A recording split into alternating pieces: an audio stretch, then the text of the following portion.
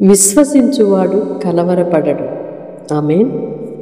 ప్రియ సహోదరి సహోదరులారా, యేసుక్రీస్తు నామములో మీకు శుభాలు తెలియజేస్తున్నాను. ప్రతిరోజు కూడా వాగ్దానం రిసీవ్ చేసుకొని ఆధ్యాత్మికంగా మీరు బలపరచబడుతున్నారని మిమ్మల్ని బట్టి దేవునికి కృతజ్ఞతలు చెల్లిస్తున్నాను. విశ్వసించువాడు కలవరం చెందడు.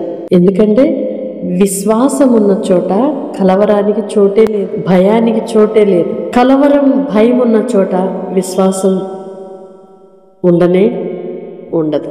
కనుక విశ్వసించుచున్నావు, విశ్వాసము నిలుపుచున్నావు అంటేనే దాని మీనింగ్ భయము, కలవరం రెండు లేవు నీలో. చాలామంది నాకు దేవుని మీద చాలా విశ్వాసం అండి అంటాం, కానీ భయంతో, కలవరంతో, ఏదో తెలియని టెన్షన్తో గడిపేస్తూ ఉంటాం. అంటే విశ్వాసం యొక్క అర్థము తెలియక, లేకపోతే విశ్వసిస్తున్నాను అనే భ్రమలో బ్రతికేస్తున్నామా అర్థం కాని పరిస్థితి. కనుక ప్రియ సహోదరి సహోదరుడా, నీ హృదయంలో విశ్వాసం ఉంటే భయానికి చోటే లేదు, కలవరానికి చోటే లేదు. కనుక నీవు కలవరపడుతున్నావు అంటే ఎక్కడో విశ్వాసం లోపించింది, నీ విశ్వాసము దెబ్బతింది. ప్రభువుపై నువ్వు ఉంచిన విశ్వాసం, ఆ నమ్మకం ఎక్కడో కోల్పోయావు. పైకి మాత్రమే, అందుకే పేతురు పత్రికకారుడు అంటాడు, పైకి భక్తి గలవారిగా ఉంటూ దాని శక్తిని ఆశ్రయింపని వారి వలె ఉండొద్దు అని. అంటే నీలో విశ్వాసము ఉన్నట్లు భ్రమలో ఉండి భయము, టెన్షను, కలవరము, ఆందోళన, పిరికితనము ఇవన్నీ చోటు చేసుకొని ఉన్నవి అంటే విశ్వసించాను అనే భ్రమ మాత్రమే అది. అంటే నీవు నిజమైన విశ్వాసంలో, పరిపూర్ణమైన విశ్వాసంలోనికి, ప్రభు అయిన యేసుక్రీస్తు మీద విశ్వాసములోనికి ఇంకా రాలేదు ఏమో అని మనల్ని మనం ఇప్పుడే పరీక్షించుకుందాము గాక. పరిపూర్ణమైన విశ్వాసము, అందుకే దేవుని వాక్యం సెలవిస్తుంది, పరిపూర్ణమైన భక్తి, విశ్వాసము భయాన్ని, పరిపూర్ణమైన ప్రేమ భయాన్ని వెళ్ళగొడుతుంది.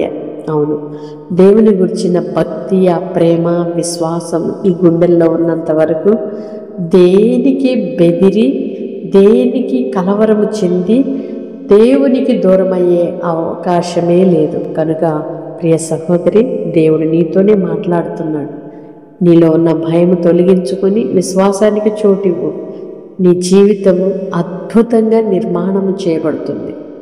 అట్టి కృప ప్రభు మనందరికీ దయచేయునుగాక.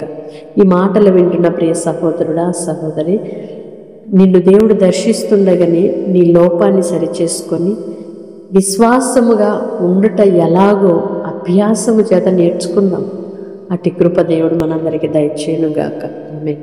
పరిశుద్ధుడు అయిన దేవా, ప్రేమ కలిగిన తండ్రి, మీ స్తోత్రాలయ్యా. విశ్వసిస్తే కలవరము చెందవు అని మాట్లాడావు. అవునయ్యా, మేము విశ్వాసముతో ఉన్నాము అనే భ్రమలో బ్రతుకుతున్నాము.